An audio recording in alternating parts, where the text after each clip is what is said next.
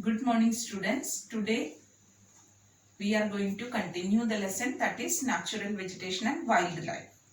Last day we have studied about what are the factors which depend or which affect the natural vegetation of a place. Today we are going to discuss about two important terms, that is ecosystem and biome. Ecosystem means the large plants and animals, interdependent and interrelated in a physical environment. It is known as ecosystem. So a large ecosystem with different plants and animals exist. It is known as biome. So these two terms we have to study, that is ecosystem and biome. Next we have to study about different types of forest.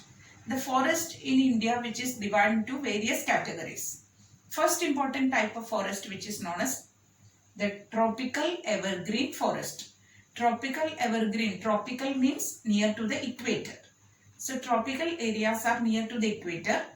The forest which are found near to the equator, which is known as tropical evergreen forest. About this, in India, tropical evergreen forests are found in few places like Western Ghats, Lakshadweep, Assam, Tamil Nadu. These all places it is found. And mainly we can see that the tropical evergreen forest, where the places which are or which have tropical evergreen forest, usually the rainfall is about 200, more than 200 centimeter rainfall. So places which receives more than 200 centimeter rainfall, which we can see in those places the tropical evergreen forest. And another important thing we have to study, that is in this tropical evergreen forest, it is known as evergreen. It means that the trees and the plants, or the large very big trees we can see here, the trees, all these trees does not have fixed time or definite time to shed the leaves.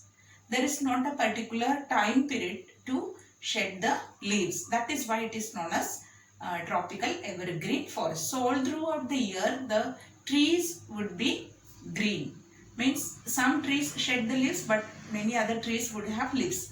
So all throughout the year this forest is evergreen or green. This is another important peculiar feature of this tropical evergreen forest. Next thing, many different types of trees, like large trees, can be found here. Cinchona, mahogany, ebony, rosewood. These are the very big trees found in this forest. And another thing, different types of animals live in this forest. Since it is dense forest, evergreen forest, it is a home for a large variety of animals. Okay. Next important type of forest we can say, that is deciduous forest. The tropical deciduous forest, mainly it is divided into two important types. One is known as moist deciduous forest, another one is known as dry deciduous forest. Why it is where we can see such deciduous forest? So moist deciduous forests are found in the places where the rainfall is 200 centimeter, 200 to 100 centimeter. Such places we can see the moist deciduous forest. For example, foothills of Himalayas and various places in India, Tripura, etc. Moist deciduous forest is found. Then in this moist deciduous forest we can see many such trees like Arjun, Kusum, very big trees we can found here in the moist deciduous forest. But we can see common tree, that is teak. Teak is a common tree we can find in the moist deciduous and dry deciduous forest. Dry deciduous forest means the rainfall, here the areas which receives 100 to 70 centimeter rainfall areas, which consist of the dry deciduous forest. Here people can be seen, teak can be seen, then neem, etc. are found in the dry deciduous forest. Large variety of trees or large tallest trees cannot be found in this dry deciduous forest. So deciduous forest consists of two types, moist and dry deciduous forest. Now next type of forest, that is known as the tropical thorn forest and scrubs. This is comparatively we could see in the places known as Gujarat, Rajasthan, Chhattisgarh, Uttar Pradesh. We can see where the less than 70 centimeter rainfall is available. Such places we can see thorn forest and scrubs. And here thorn forest and scrubs, the peculiar features that the roots go deeper into the soil. The stem of the plants are succulent. Then we could see the thorns on the plants. So these are commonly we can see the types of vegetation over here. Next type of vegetation, that is known as montane forest. Montane forest means in the mountain areas we can see such forest, that is montane forest. According to the height, the vegetation or the height of the trees or height of the plants reduces.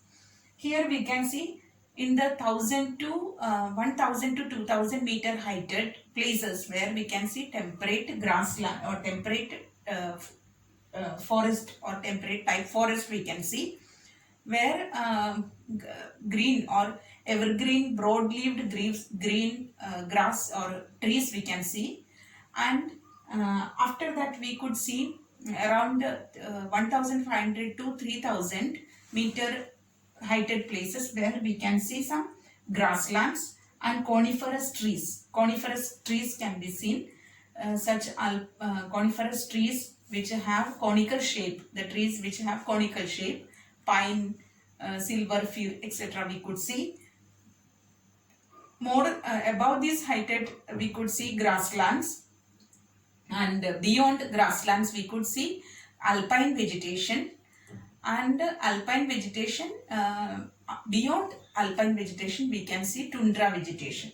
So these are the types of trees. So tundra vegetation means here we can see temperate type of forest where comparatively heighted trees we could see, but coniferous trees, then again cone-shaped trees we could see, grasslands, very less heighted grasslands we can see, and alpine vegetation, again height, the trees will be less or vegetation will be less, and tundra type of vegetation, in the sense mosses, lichens, like that plants we can see.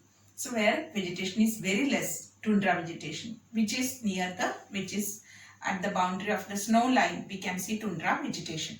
In Himalayas or the foothills, Himalayan areas, we can see such vegetation, that is mountain vegetation or mountain forest, where the mountainous areas that consist of mountain forest. The thing we have to understand that according to the increase in height or altitude, the vegetation or the plant's height reduces, and at last it reaches to the heighted places, it becomes tundra vegetation or the very less, what we say, plants such as mosses, lichens, etc. we can see here. Large type of trees or plants cannot be seen in such places. Next, another important type of vegetation as we discussed, that is known as mangrove forest. So we have seen here types of forest. In that, first we have discussed about tropical evergreen, next tropical deciduous, third one that is tropical thorn forest and scrubs, mountain vegetation, and the last one that is known as mangrove vegetation or mangrove forest.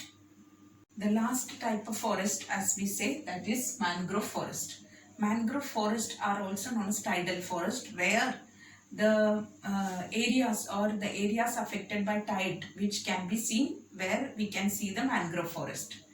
The important peculiar feature of this mangrove forest is that the roots of the plants submerge underwater, and the areas, for example, the delta plains of Godavari, Krishna, Narmada, and Ganga Brahmaputra river basin, for example Sundarbans, where we can see such mangrove forest. And in the Sundarbans or Ganga Brahmaputra river deltas, we can see Sundari trees. That is one of the important tree we can see in this area.